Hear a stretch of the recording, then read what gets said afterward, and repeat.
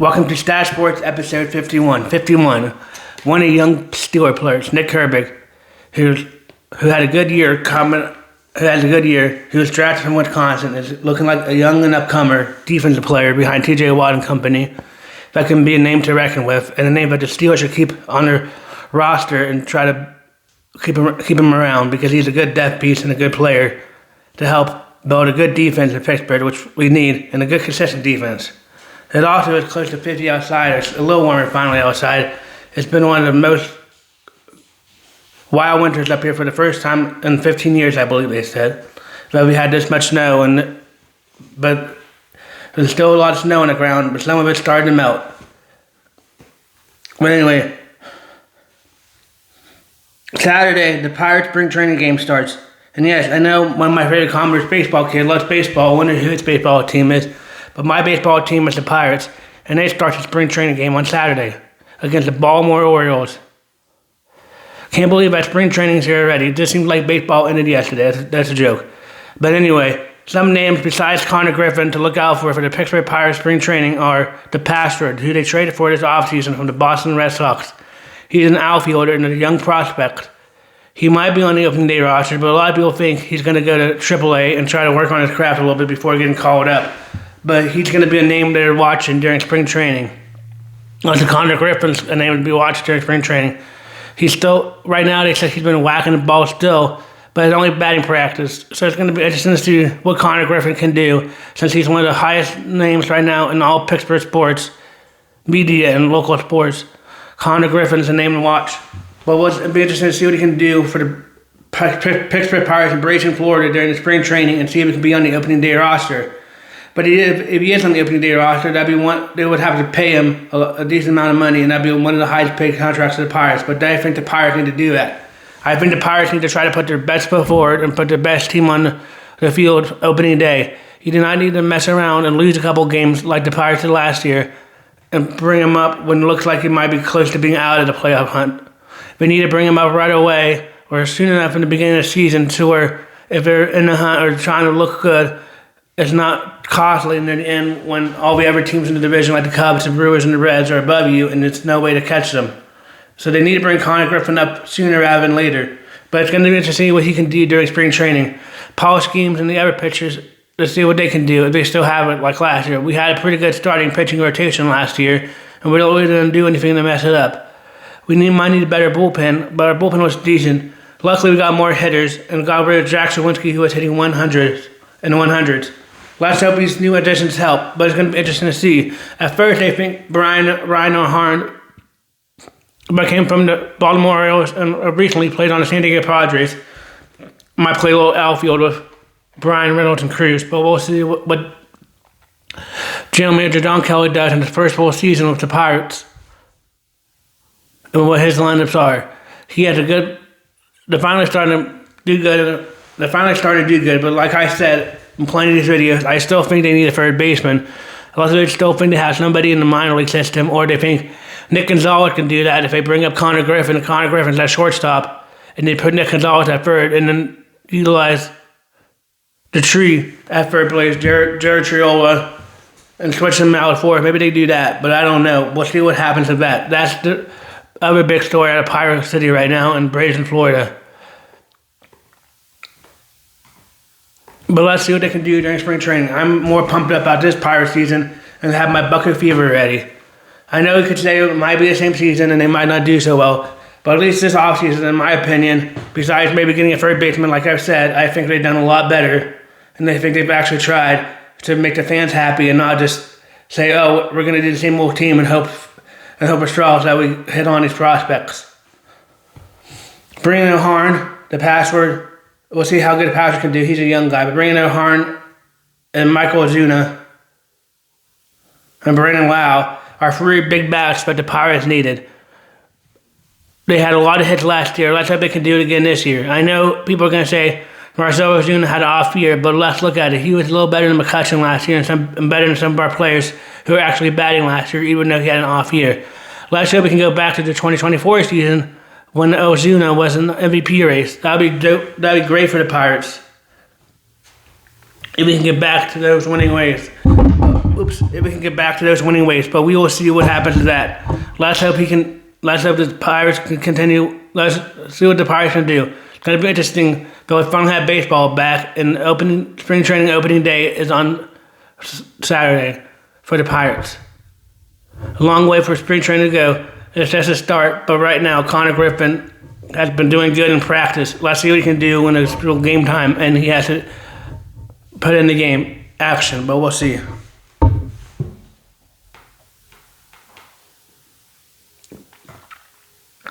But let's see what happens to that.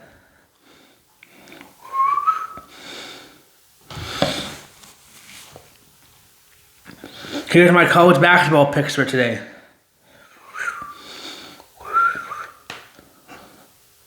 I got yesterday. Duke won 101 over 64 against Syracuse, and I picked Syracuse.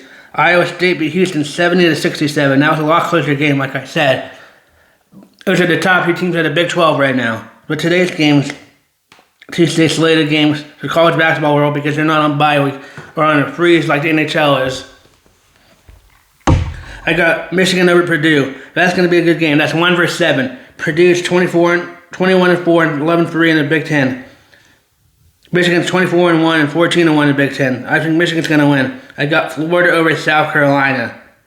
I got I got NC State over North Carolina. That's an upset. Let's see if that happens. But you have to have some upsets, or people are going to think you're just going with the number of higher ranked teams.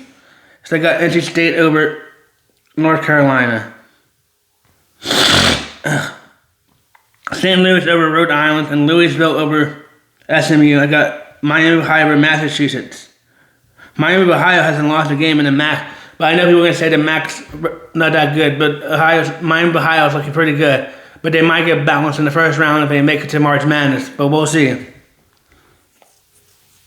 I got Michigan State over UCLA. I got Wisconsin over Ohio State. I got Ohio State over Wisconsin. Scratch that. I got Ohio State over Wisconsin. I got Nebraska over Iowa, and I got Texas Tech over Arizona State. Those are my picks. You can bet against that or you're not. If you think I'm right or not. I just can't wait for baseball season to start. I like doing fantasy baseball too. That's a fun part, but we'll see. What happens to that. I got UCF over TCU. TCU is 16-9, 6-6 in Big Ten play. UCF is 17-7, one of the better years right now, but they're 6-6 also in the Big 12. I think they bounced back after losing a close one to West Virginia after blowing that lead. I think they come back and win this tonight. I think Baylor beats Kansas. I think Kansas State beats Baylor. But we'll see what happens to that. It's going to be interesting. UCF is coming off a tough loss after looking good against West Virginia, but then not being able to finish that game late is what I saw in the reports. But we'll see what happens to that. We'll see what happens to that. Hopefully the UCF Knights can continue their winning ways.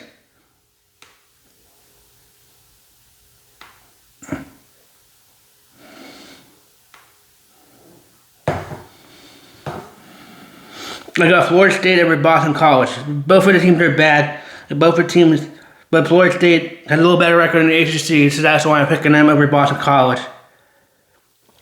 I got Miami over Virginia Tech. Miami's looking really good. Miami's coming off a win against North Carolina, who was the top-ranked team recently. So I think they're going to be able to take care of Virginia Tech and Miami. But we'll see what happens to that. If you like watching college basketball, let me know what teams you like, so we can talk more about those teams too.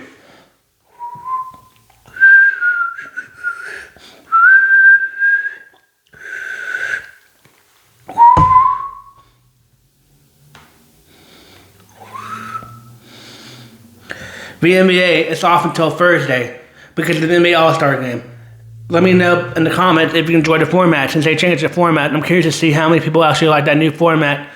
Baseball kid, let's see if you like the new format. But we'll see what happens. But right now they're on a break because of the NBA All-Star week. We'll see how good the ratings are on that. But we'll see how good the ratings are on that. God damn, I hate the porn. But we'll see. Last night in the Olympics, like I said, Team USA won 5-0 in women's hockey. They'll be playing none other than Canada. who they already beat in Group Stage C 5-0. Let's see if the USA can do it again. Will they win gold? Their gold game is it's Thursday at 1 o'clock, I think. But I'll talk more about that when it comes up. But the USA women are looking pretty good. They've only let up 1 goal, I believe they said. I was wrong yesterday when I said they let up 0, but they're looking really good. That goaltender for the USA is really hot right now. She is looking really good, stopping everything. The USA defense is looking pretty good too. But let's see what happens with Canada. Let's see if Canada, since they played us, can get our system and get a goal past us. Last time they did get a goal, but we'll see. Let's see what happens to Canada.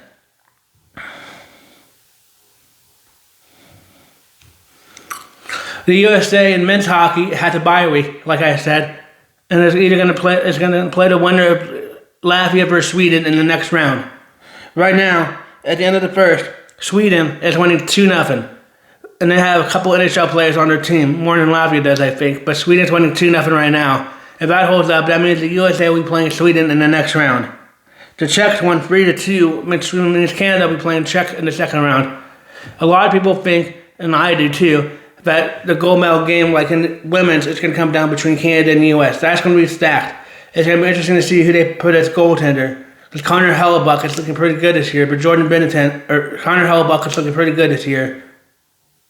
Right now, but Jeremy Swayman came in a couple days ago and let up a couple goals, let up 3 goals, but we'll see if he comes back. I haven't seen Otter play yet, who's the Dallas Stars goaltender, so maybe he might play some in these next couple games. But right now, Connor Hellebuck is looking really good for the USA hockey team.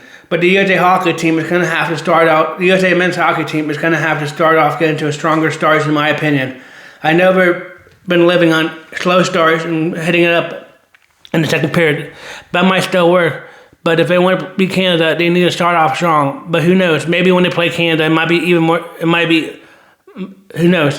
When they play Canada, it probably will be more even matched and probably be a closer game than winning 10-2 over some of these teams that don't have that many NHL stars on them.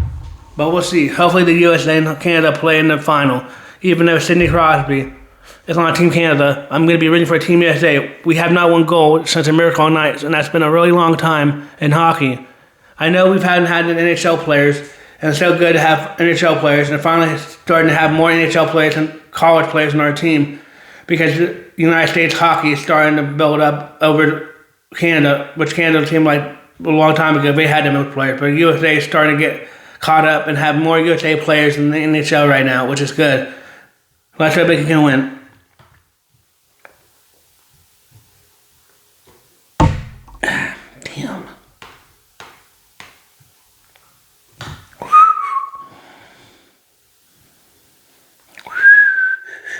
Let's hope they can win. Yesterday, we watched the Olympics last night. Canada won 2-1 over Switzerland yesterday in hockey. But Switzerland, women hockey, did not win a game. Canada is coming in 3-1, only losing 1 game, which is to the United States 5-0 in the women's hockey. So it'll be interesting to see what happens on Thursday when they play at 1 o'clock to see who gets gold and who gets silver. But the United States is coming off a 5-0 win. I probably talked about the box score yesterday, but I'll talk about it again today. Caleb Barnes scored, assisted by Kelly, Panic, and Lee Steichen. Taylor High scored, assisted by Hannah. The USA only had 1 goal, but exploded for 4 goals in the second period.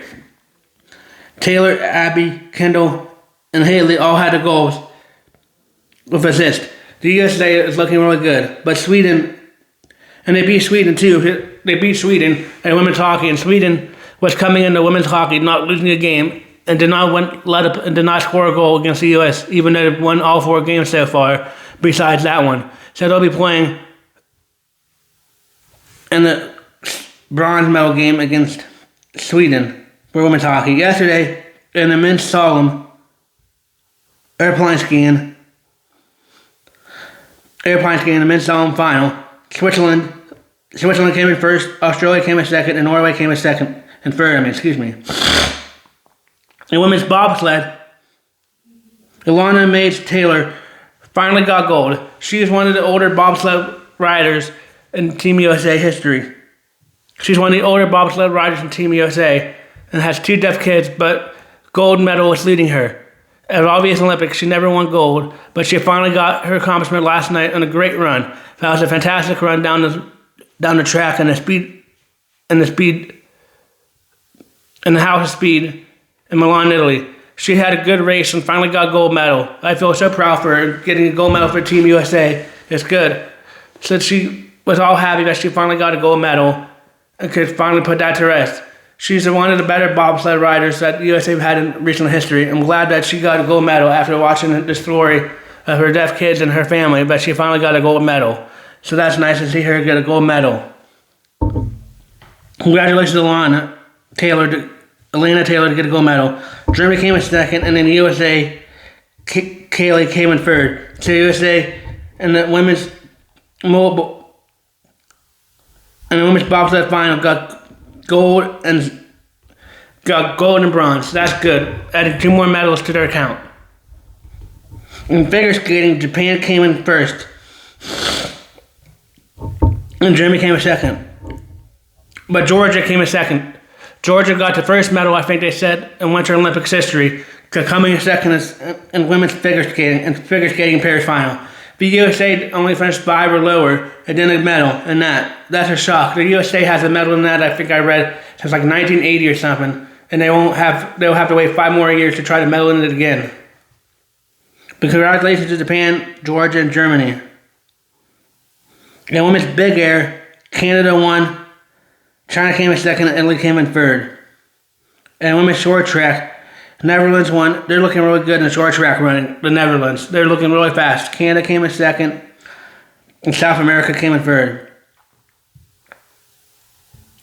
South Korea came in third. Excuse me. We all to watch the ski jump, and I like the ski jump, and I like to see how far they can go. It's interesting to see how far they can jump in the skis and not land without crashing. Australia came in first, Poland came in second, and Norway came in third.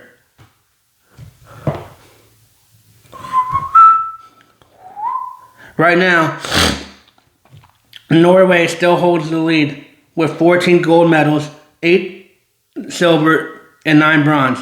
Italy has 9 gold medals, 4 silver, and 11 bronze. The USA has 6 gold medals, 10 silver, and 5 bronze. 21, 24, and Norway has really run away and has 31 medals.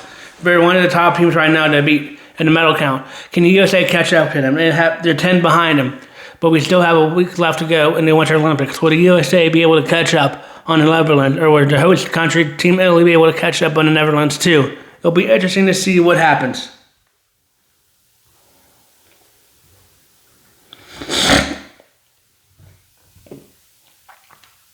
So far today in hockey, Germany won 5-1 against France. Czechs won 3-2 against Denmark. Sweden's up 2-0 at the end of the first, like I said. Let's go to the box score and see who scored for Sweden. Since last week, the United States will be playing if they can win, if they continue holding on their lead.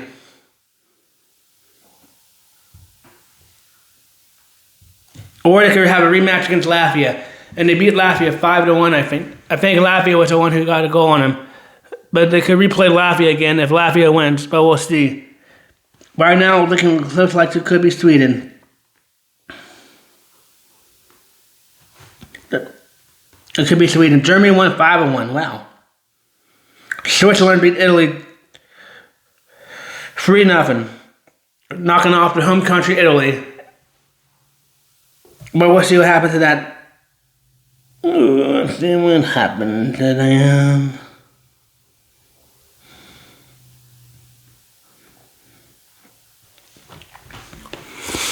I don't think there's any big NFL news right now besides what I said yesterday. Besides what I said yesterday in the video of Tyreek Hill and Bradley Chubb getting cut. We might get more cuts or more franchise tags because that's when the window's starting to open. You get franchise tagged for your beloved team, or which teams have to say goodbye or try to re-sign them before free agency opens. That's going to be right now. Also on Sunday, it's starting the NFL Combine, and I'll start doing more research on the NFL Combine from my number one fan, other than baseball kid, Robbie Snyder, who wants me to talk about for the NFL Combine and who I think the Steelers need to draft. I'll be looking more into depth in the receivers and what receivers they think could be going around the top 20s, and see which one I think would fit best to the Steelers on whoever the quarterback is. A lot of people think it's going to be Aaron Rodgers, but we'll see. Whoever the quarterback is, they're going to need a good wide receiver no matter who it is. But we will see what happens to that. Let's just hope, but we'll see what happens to that.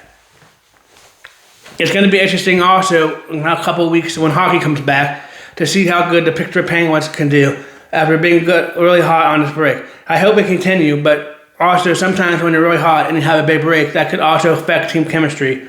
But yes, I do know we have a couple players playing, like Sidney Crosby, Erik Karlsson, Rickard Rakell, and our new goaltender, Arthur Sheilofs, are playing in the Olympics. But what happens to the rest of them? Do they still practice? I think they might be practicing. Or did they just rest until it's time to come back and practice before the next game when the NHL freezes over? But that's going to be tough for the Penguins. But hopefully they can bounce back. They're looking really good. Who would have thought that the Pittsburgh Penguins would be in second place right now when the All-Star break was coming up? They could have been trading away some of the big key players before that, but now they are in a spot to where they can make it to the playoffs. It's going to also be interesting to see what they do during the trade deadline, if they try to move up or do anything to the team. I hope they don't do too much of the team because the team chemistry is really good right now for the Penguins, but let's see what happens. There's no news on the Steelers right now. No anybody coming in or anybody leaving. And no news on Aaron Rodgers, but I'll break that to you later. I also, like I said, will be doing more research on the NFL scouting combine that starts on Sunday and goes through next week in Indianapolis and see who I think is going to be good. A lot of people are talking about Ty Simpson. He might be a good quarterback prospect to look for, but I don't know if I want to draft him at 20 if he's still there, even though we do need a quarterback because a lot of people want to see what Will Howard could do.